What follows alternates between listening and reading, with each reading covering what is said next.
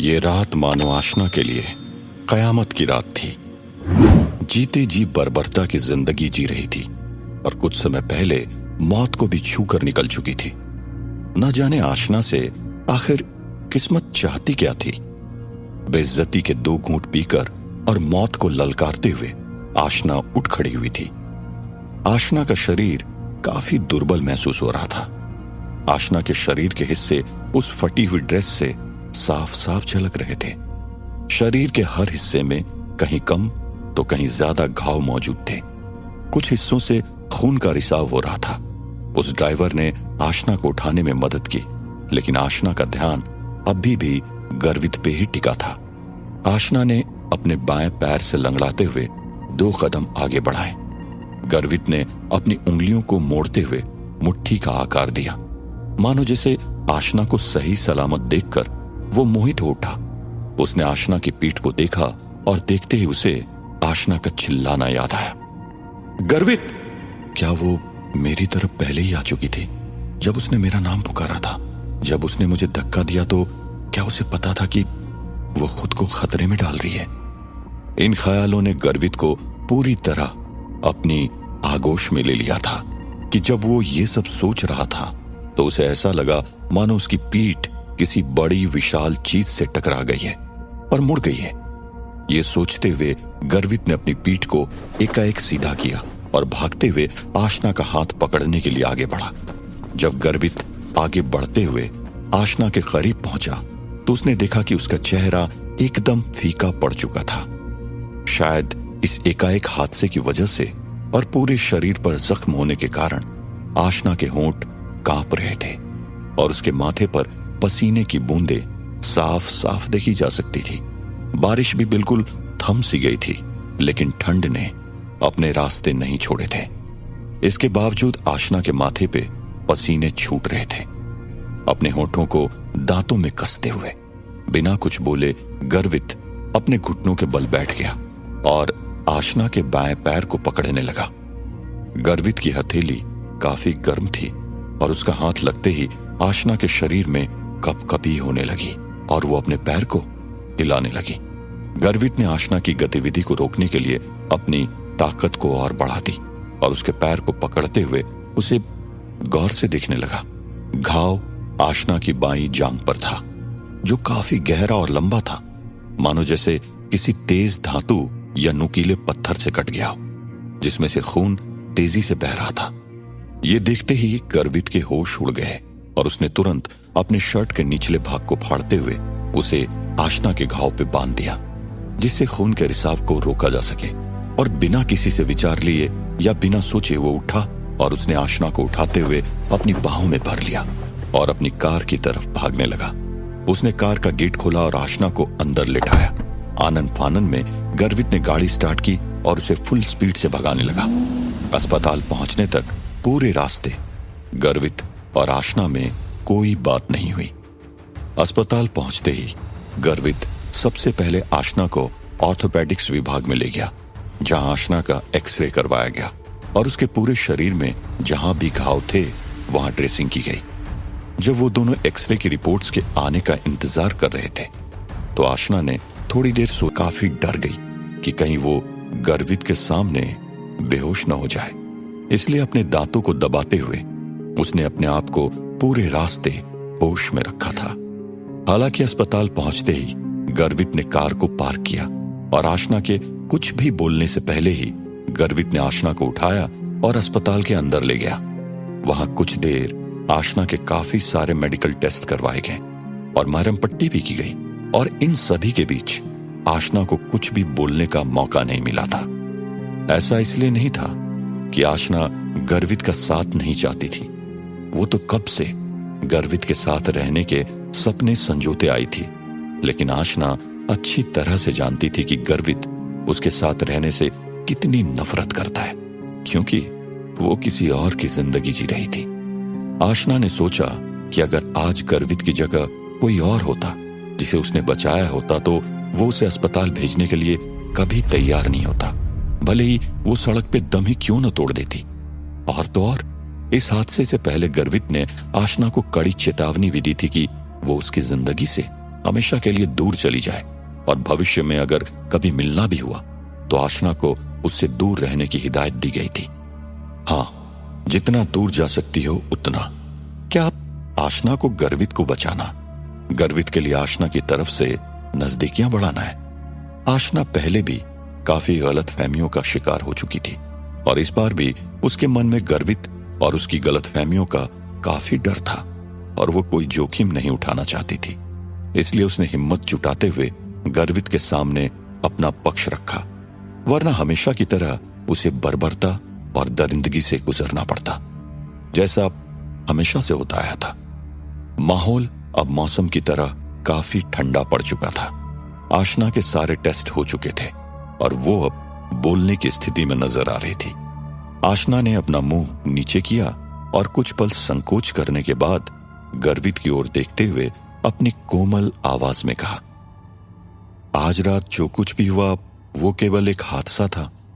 मेरा तुमको बचाना, तुम्हें परेशान करने का या तुम्हारे करीब आने का कोई मकसद नहीं था। ये सुनते ही गर्वित अचंभित रह गया और मन ही मन सोचने लगा, क्या ये मुझसे दूर भाग रही है? वो चिड़चिड़ाहट जो कार में उत्पन्न हुई थी जब आशना बार बार बड़बड़ाते हुए कह रही थी कि वो गर्वित को कभी परेशान नहीं करेगी, वो दोबारा बाहर आने लगी थी। गर्वित ने आशना की बात को नजरअंदाज करते हुए सिगरेट के केस से सिगरेट निकाली और अपने होंठों में दबा दी और वो उसे जैसे ही जलाने वाला था कि उसे एहसास हुआ कि वो तो अस्पताल में है और यहां धूम्रपान करना सख्त मना है। तो गर्वित बहुत ज्यादा उदास हो गया और अपने मुंह से सिगरेट को बाहर निकाला। गर्वित जब उस सिगरेट को वापस अपने सिगरेट केस में डाल रहा था तो उसने आशना जो ठीक उसके पीछे थी उसके मुंह से वही लफ्ज दोबारा सुने, आज रात जो कुछ भी हुआ वो केवल एक हादसा था। मेरा तुमको बचाना, तुम्हें परेशान करना या तुम्हारे करीब आने का कोई मकसद नहीं था। दोबारा वही लफ्ज सुनते ही गर्वित के हाथ जो सिगरेट को सिगरेट केस में डाल रहे थे वो एकाएक ठंडे पड़ गए। गर्वित की चुप्पी आशना को यह एहसास करा रही थी जैसे मानो गर्वित को कुछ सुनाई नहीं दिया हो। इसलिए आशना ने अपने होंठों को मुंह में दबाया और काफी धीमी और दबी आवाज में कहा, अगर आज तुम्हारी जगह कोई और भी होता तो भी मैं वही करती जो। इससे पहले कि आशना अपनी पूरी बात रख पाती, गर्वित ने सिगरेट और सिगरेट केस को एक पल में ही अपने पास ही पड़े कूड़ेदान में फेंक दिया और तेज सांसें लेने लगा। आशना जानती थी कि गर्वित अब अपना आपा खो चुका है और अब वो कुछ भी बोलने से काफी डर रही थी। आशना ने जैसा सोचा था ठीक वैसा ही हुआ। अगले ही पल गर्वित ने अपनी गर्दन घुमाते हुए गुस्सेल नजरों से आशना की ओर देखा, जैसे मानो वो अपनी नजरों से ही आशना के टुकड़े टुकड़े कर देगा और गदराई आवाज में कहा, चूंकि तुम्हारा मकसद मुझे परेशान करना नहीं था तो मेरे मामलों में दखलंदाजी करना भी बंद करो। आशना के चेहरे पर दर्द दिखने लगा और अपने हाथों को मोड़ते हुए उसने अपने पूरे शरीर में रिश्ते दर्द और खून का एहसास किया और देखते ही देखते उसका शरीर और कमजोर पड़ने लगा। अगर तुम मेरी रक्षक बनना चाहती थी तो मेरे पास इसका कोई जवाब नहीं है, लेकिन मैं तुम्हें बता देता हूं कि मुझे कोई फर्क नहीं पड़ता कि तुमने मेरी जान बचाई। गर्वित के मुंह से निकली ये बोल सुनकर आशना छलनी छलनी हो गई और ऐसा लगा मानो जैसे अभी चक्कर खाकर गिर जाएगी। आशना की हालत को देखते हुए गर्वित ने अपनी आंखों से छलकते हुए गुस्से को नजरअंदाज किया और अपने मुंह से तीखे और कड़वे बोल को ठहराव देते हुए रोक दिया। गर्वित को एहसास हुआ कि वो चुप हो गया है और यही नहीं, वो काफी देर से चुप है। गर्वित का गुस्सा बहुत तेज था। उसे पता था कि जब वो किसी से गुस्सा होता है तो उसके मुंह में जो भी शब्द आते हैं वो बिना कुछ सोचे समझे बस बोल देता है। उसका मकसद जानबूझकर सामने वाले को ठेस पहुंचाना होता है। लेकिन इस बार आशना के लिए गर्वित बोलते बोलते रुक गया था।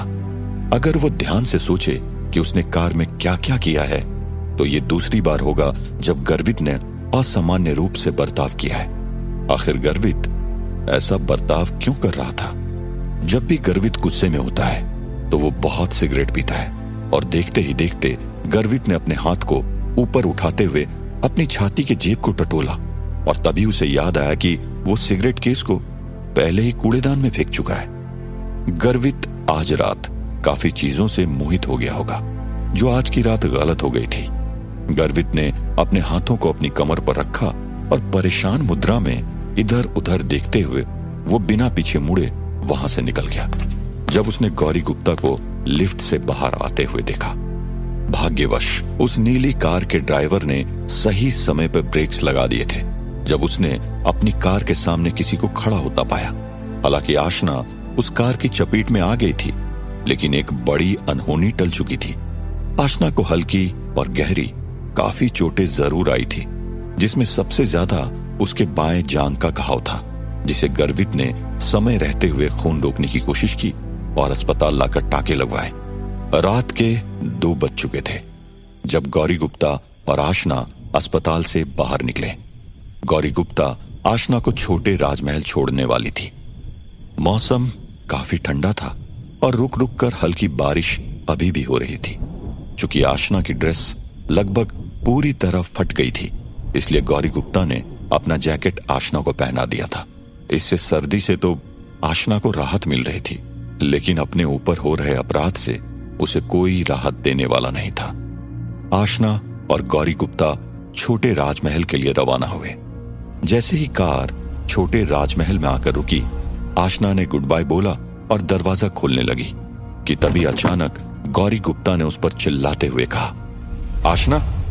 चूंकि आशना अपने आप को संजना के नाम और रूप में पूरी तरह ढाल चुकी थी और किसी से कोई गलती ना हो, इसलिए गौरी गुप्ता ने सभी साथी कर्मचारियों को आशना को मिस संजना या संजना कहने के लिए कहा गया था। लेकिन आज इस समय गौरी गुप्ता ने अचानक आशना को उसके असली नाम से चिल्लाते हुए प्यार से पुकारा, जिससे आशना थोड़ी सहम सी गई और कुछ पल की खामोशी के बाद उसने गौरी गुप्ता की तरफ देखा। गौरी गुप्ता ने हल्की मुस्कान देते हुए कहा, लक जीवन में बाधा डाल सकता है। आखिर क्या जवाब देगी आशना? क्या गौरी गुप्ता की बातों को अनसुना कर देगी या अपना पक्ष रखते हुए कहानी को एक नया मोड़ देगी? क्या गर्वित आशना से धीरे धीरे आकर्षित हो रहा है? क्या आशना अपने साथ हुए अभद्र व्यवहार को भुला पाएगी? क्या आशना गर्वित को माफ कर देगी?